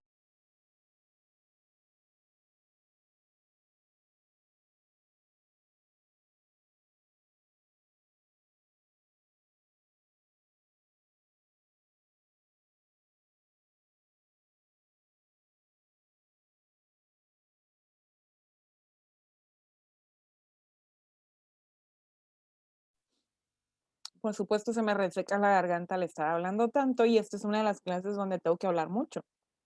Pues ni modo, por eso estaba tosiendo.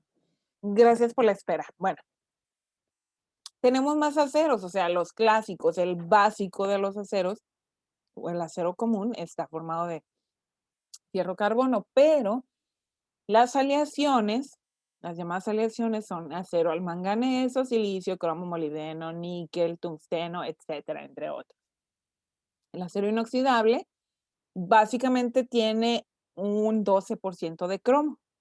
Los usos son diversos, o sea, si va a ser para vigas, para formar estructuras, si va a formar un espacio en maquinaria en movimiento, entonces tiene que ser más duro, tiene que ser alta dureza. Por lo general, a lo mejor aquí traemos una concentración de molibdeno más alta, una concentración que puede tener tungsteno y al alto carbono también probablemente, ¿no? Y la parte de, por ejemplo, los aceros inoxidables que son utilizados, por ejemplo, para alimentos, que no es el único uso, em, que no requerimos alta dureza, sino que requerimos alta resistencia a la corrosión. Entonces, insisto, las aleaciones dependerán del uso que se le vaya a dar a los materiales. Continúo con otra aleación para que vayan aprendiendo ustedes de qué se trataban o qué son esas aleaciones. El álnico. Fíjense que toma su nombre de lo que lo contiene. O sea, esta aleación tiene cobre, cobalto, aluminio y níquel. Y también puede tener fierro, cobre y titanio dentro del mismo. O sea que por eso se le llama álnico, ¿sí? y por lo general tiene una composición de 8 a 12% de aluminio, de 15 al 26% de níquel y 5.24% de cobalto. El resto pudiera ser los otros elementos como el cobre, titanio y el resto, lo que le sobra, fierro. ¿Sí? Ese es el álnico. Vámonos con el siguiente, a ver de qué se trata la otra aleación. La alpaca. Fíjense que la alpaca tiene usos muy grandes y ya por toda la vida, ¿no? Muchísimos años, porque se usa muchísimo en joyería. Es mucho más barato que la plata. Parece plata, pero no es plata. El problema es que, bueno, no para decirlo como problema. Entonces, en realidad es más barato y tiene brillos parecidos a la plata, es más blando que la plata. Entonces, tendrá los usos correspondientes según las propiedades que se requieran. La alpaca es una aleación de zinc, cobre y níquel. Tiene del 8 al 45% de zinc, 45 al 70% de cobre y 8 al 20% de níquel. Tiene el color y brillo parecidos a la plata. Las que contienen más del 60% de cobre son monofásicas, o sea, que tienen el mismo tipo de cristal alrededor de todo el material. Con menor cantidad de cobre, pues son diferentes, entonces tienen menor ductilidad. Aquí tenemos ejemplos, por ejemplo, el con cobre al 52%, zinc al 26% y níquel al 22%. Primera calidad para el maquinado o para lo que sea que se va a utilizar ese material. Vamos viendo otro.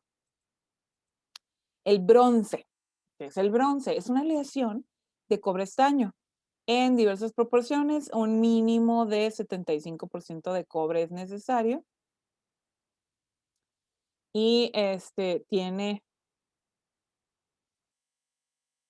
ya podemos ver, bronces laminados. Aquí en la tabla que incluimos abajo, bronces laminados de aluminio, fundidos, fosforados y rojos. Tengo, por ejemplo, un 10% de estaño para los laminados, 10% de aluminio agregado a ya la base que era cobre estaño. Tengo plomo, zinc, magnesio y aluminio en pocas dosis para los bronces fundidos. Para los fosforados, además de cobre estaño, tenemos fósforo para agregar una resistencia, digamos, a la corrosión y pueden contener hasta el 30% de estaño. Los azófares pueden tener cobre, zinc, estaño, plomo y no pasando de 10 al 75% de ellos y pues, bueno, estos serán los cobre, perdón, el bronce. Y tenemos otra aleación más. Ahí están ustedes observando los usos en las fotografías, en las figuras. El constantán es otra aleación, pero es una aleación de cobre-níquel.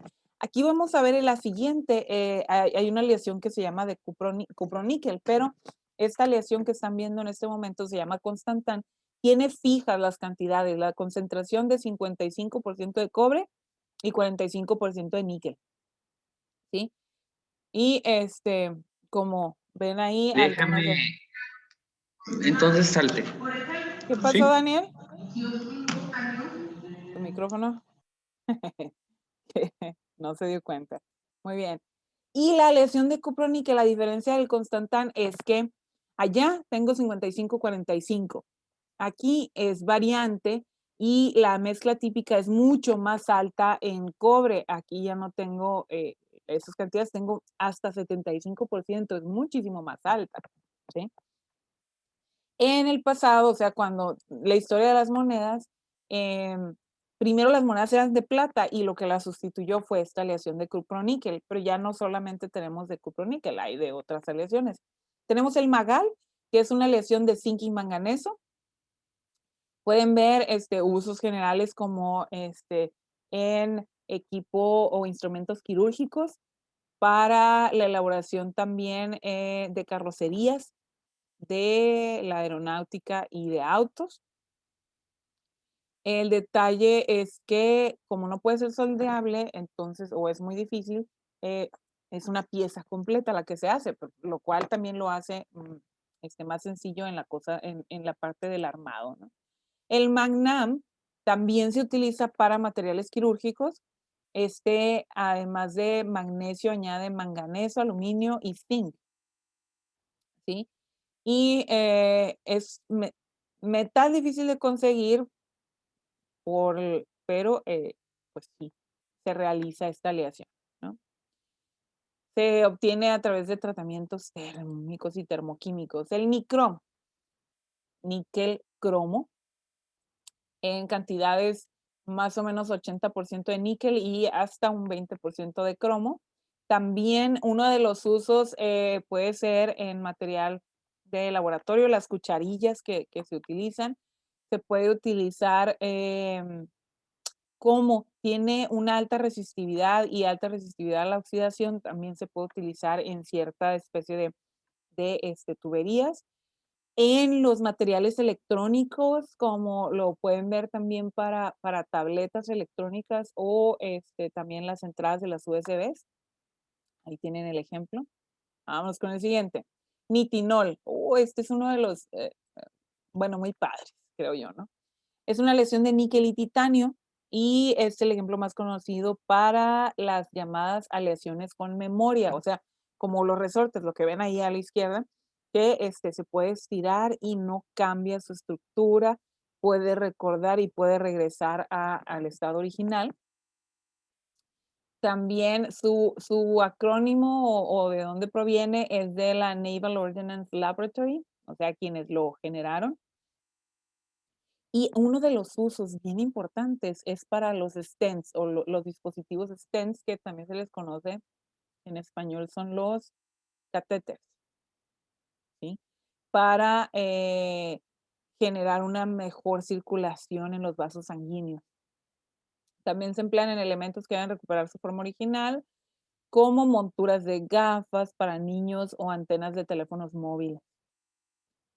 Ya no se ve mucho eso, pero pues donde tienes que sacarlas, estirarlas, más que nada los vas a ver en radios, por ejemplo.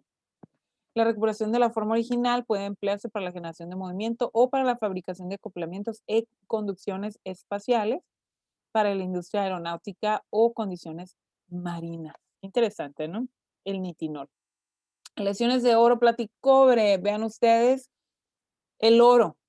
El oro amarillo, rosa, rojo, blanco, gris, verde, el que sea.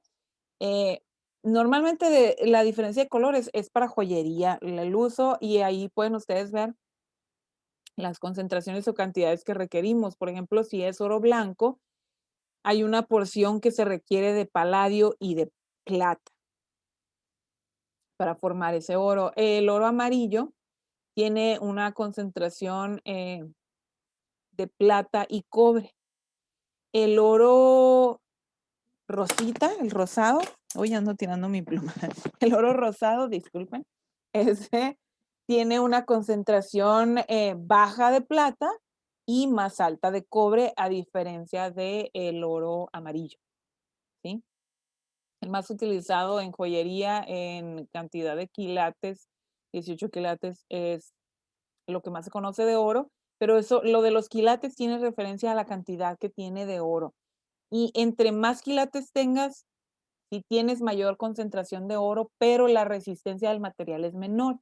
Entonces, conociendo de materiales, en menor concentración de oro es mejor el material, tendrá mayor durabilidad, porque se vuelve muy frágil entre mayor concentración tenga. Entonces, lo llamado de 24 quilates por calidad de material no es bueno. O sea, hablando de calidad, de durabilidad del material, no es tan bueno entre más quilates tenga. En realidad, los de mejor durabilidad, aunque se escuche, qué corriente, no. Para durabilidad tenemos los 10 y 14 quilates, que son los entre 10 y 18, pues va a ser lo más común, pero lo más vendido por el precio también es lo de 10 y 14 quilates, pero es lo mejor en calidad porque tiene mejores aleaciones. Bueno, continúo. El peltre, sí lo conocen, el peltre, ¿no? De la tercera de las figuras, donde lo usamos también como utensilios de cocina o utensilios de ornamento, o sea, para adorno.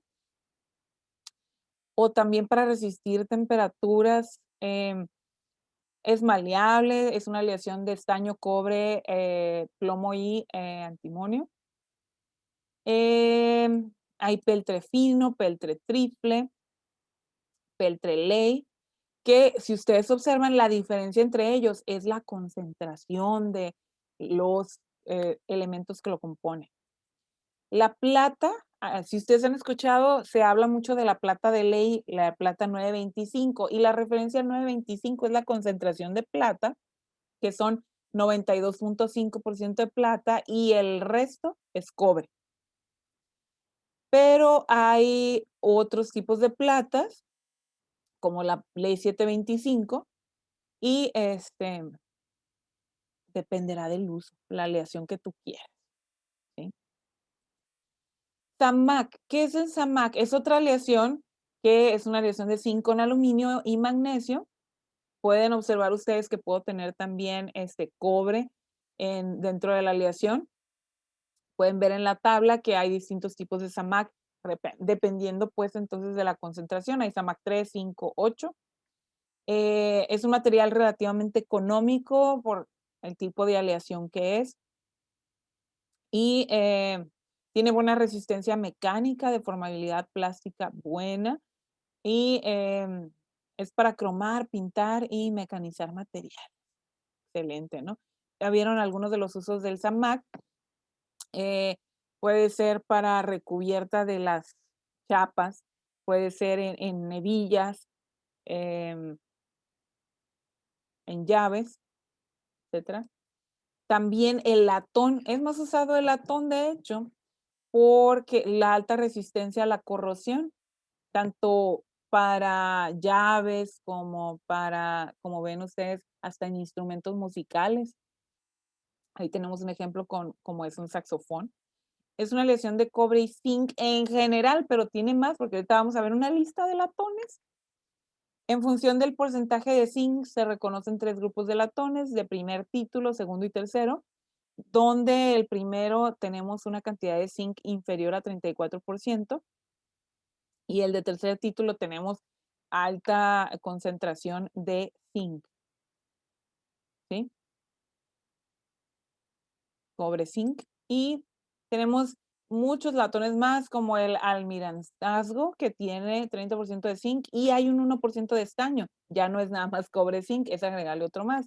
El alfa latón, que tiene menos del 35% de zinc. El alfa beta de latón, que tiene entre 35 y 45% de zinc, y así sucesivamente, ¿no? Tenemos más ejemplos. El remache de bronce, que le llaman, con 37% de zinc en el metal. Y hemos terminado. ¿Qué les parece? Bueno, recapitulando rápido en el último minuto, hemos hablado de nucleación, cristalización, granos, difusión y aleación. ¿Qué sigue? Hay que estar pendiente de que hay ejercicios, hay que haber tomado las notas. Si ya las tienen, es mucho más fácil presentar su tarea. Y la siguiente semana vamos ya a trabajar con diagramas de fases. Entonces vamos a poner muchísima atención en todas estas clases. ¿Listo? ¿Tienen dudas en este momento?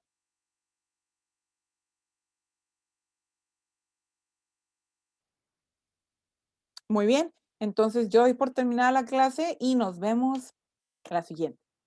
Nos vemos en asesorías también. Recuerden comunicarse. Profe, Dígame. profe, los amorfos tienen una estructura así que no están iguales, o sea, están todos quebrados los amorfos. No entendí la pregunta. El principio no se escuchó completo. ¿Me puede repetir, por favor? Que los amorfos, la diferencia de los cristalinos, es que su estructura no está semejante, o sea, que no está igual, está así Ok. como Para quebrada en los aclarar tu duda con la estructura amorfa, no la vamos a tener en los materiales metálicos, ¿sí? La vamos a tener en materiales cerámicos. Los materiales cerámicos vamos a tener cristalinos y amorfos. Vamos a tenerla en los materiales poliméricos, que también los materiales poliméricos presentan las dos, presentan cristalización y amorfismo. Y se puede dar, por supuesto, en los materiales compuestos, porque los compuestos vas a tener la mezcla de todos o de dos o más. Entonces, pero no es lo que estamos estudiando en este momento. No se va a dar difusión, no va a darse cristalización en los amorfos, precisamente porque es lo opuesto. ¿Sí? Aclarada la pregunta. No estamos en esta unidad, no estamos estudiando amorfos, estamos estudiando cristalino. Y Sí, estamos nomás es que estudiando por ahí leí metales. algo No, que, aclarando. que se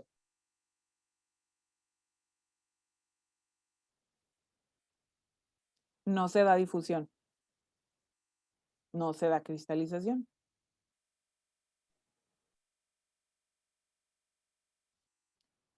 Los usos no son los de los metales o los que presentábamos ahorita. Y no les llamamos aleaciones, ¿sí?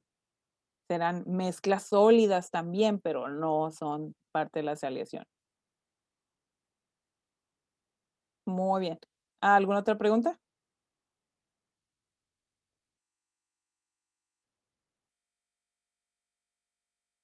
Ok, ¿no?